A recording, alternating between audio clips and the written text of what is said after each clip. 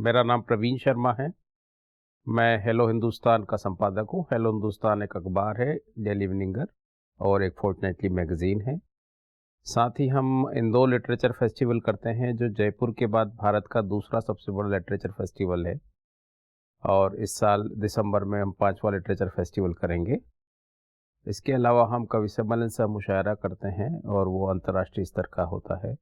हर साल हम 51,000 रुपये का एक अवार्ड, जो हिंदी के बेस्ट कवि हैं, सर्वश्रेष्ठ कवि हैं, उनको हम देते हैं, और उसको शशिकला देवी जन कवि अवार्ड के नाम से संबोधित किया जाता है।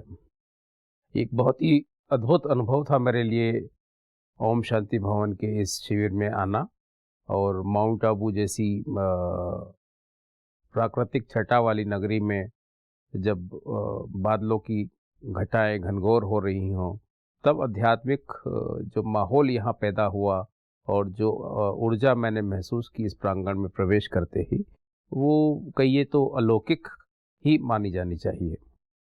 अलौकिक इस मायने में भी कि यहाँ जो मैंने कार्यकर्ताओं को देखा, जो इस संगठन का हिस्सा हैं, बहनें और भाई लोग, उनमें उनके चेहरे पर, उनकी आँखों में एक शांति थी, सद्भाव था। हम अपने सब जीवन में शांति की तलाश में हैं, लेकिन मैंने जब यहाँ कई लोगों से मुलाकातें की और मिला उनसे, और अभी शकुंतला बहन मेरे साथ थी, और बाकी सारे आपके जो कार्यकर्ता हैं, उनकी आंखों में मैंने देखा कि शांति मुस्करा रही है। तो ये मुझे लगा कि एक बहुत बड़ा एक उपलब्धि है इस संगठन की, और इसके जरिए ये संगठन अपनी इस शांति की प्रेरक भावना को बाकी सब लोगों में, हम लोगों में, और हमारे अलावा हज़ारों करोड़ों लोगों में परकोलेट कर रहा है। ये बहुत अच्छी बात है, और इसके लिए मैं प्रजापिता ब्रह्म कुमारी संगठन को बहुत बहुत बधाई और हार्दिक शुभकामनाएं देता हूँ। मुझे लगता है कि दुनिया में इस समय सद्भाव, शांति और सौहार्द, ये तीन जो चीज़ें हैं, ये मुख्य रूप से इस समय बहुत ज़रूरी हैं। और ऐसे में जबकि मानव मस्तिष्क और मानव का दिल और दिमाग उद्वेग से भरा हुआ है, रोष से भरा हुआ है, आक्रोश में है, तब उसे ज़रूर इस तरह के प्रेरणात्मक उद्बोधनों की ही ज़रूरत नहीं है, बल्कि प्रेरणात्मक अनुभवों की ज़रूरत है।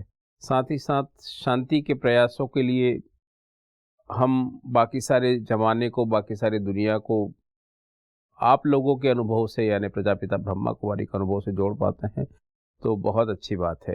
ये जो आप लोगों का शिविर, या कह लीजिए कि ग्लोबल कॉन्फ्रेंस जो हो रही है पीस को लेकर, वो उसमें पूरी दुनिया से आए लोगों के साथ हम मुलाकातें कर रहे हैं, उनकी बातें सुन रहे हैं, प्रजापिता ब्रह्मा कुमारी के कार्यकर्ताओं की बातें सुन रहे हैं।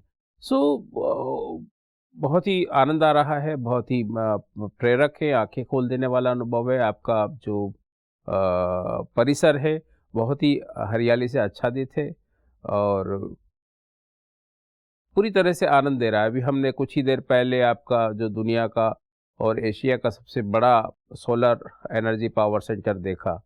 तो इस समय जबकि जर्मन और भारत के सहयोग से ये सेंटर आपने स्थापित किया, और उसके माध्यम से 24,000 यूनिट बिजली आप बनाते हैं, और खाना बनाने से लेकर कपड़े धोने तक उस गर्म पानी का इस्तेमाल आप सोलर प्लांट के जरिए कर रहे हैं।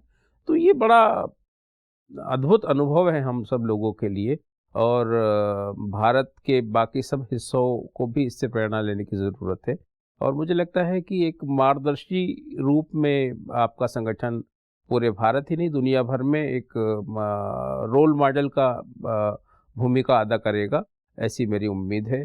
जब अरावली की पहाड़ियों में हमने माउंट आबू में प्रवेश किया, तो हमको लगता है कि यहाँ का संस्कार भी वही सेवाभावी संस्कार है, जो अहिल्या माता ने जिस ईमानदारी से और सच्चरित्र से और सेवा भाव से पूरी दुनिया में अपना नाम सरनाम किया, उसी तरह से प्रजापिता ब्रह्मा कुमारी अपनी सेवा भाव से, समर्पण भाव से पूरी दुनिया में अपने नाम को आगे बढ़ा रही है।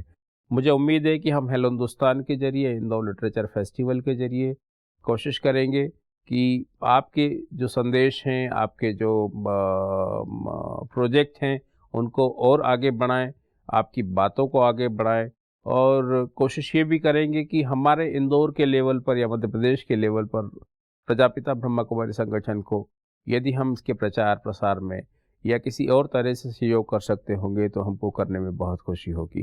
क्योंकि इंदौर लिटरेचर फेस्टिवल एक बड़ा प्लेटफॉर्म है वक्ताओं का, जिसमें दुनिया भर के वक्ता आते हैं, जिसमें शबाना आजमी से लेकर तारिक फ़तेह तक, जावेद अख्तर से लेकर नरेश सक्सेना तक, चित्रा मुदगल से लेकर ममता कालिया तक, पीयूष मिश्रा से लेकर कुमार विश्वास तक। तो सैकड़ों की संख्या में अमिश त्रिपाठी, अश्विन सांगी, देवदत्त पटनायक, ये सारे लोग हमारे रेगुलर मेहमान होते हैं और दिसंबर के महीने में हर साल वो जुड़ते हैं। सैकड़ों की संख्या में लोग होते हैं, जिसमें ज्ञानपीठ अवार्डी होते हैं, नोबेल अवार्डी होते हैं और मैग्सेसे अवार्डी होते हैं। सो वो सब आते हैं, अपनी बातें कहते हैं और मुझे लगता है साहित्य भी एक तरह से शांति की खोज का लिखा हुआ एक अध्याय है और उसमें हम अपने आप से मिलते हैं और शांति भी हमको अपने आप से मिलकर ही हासिल होती है।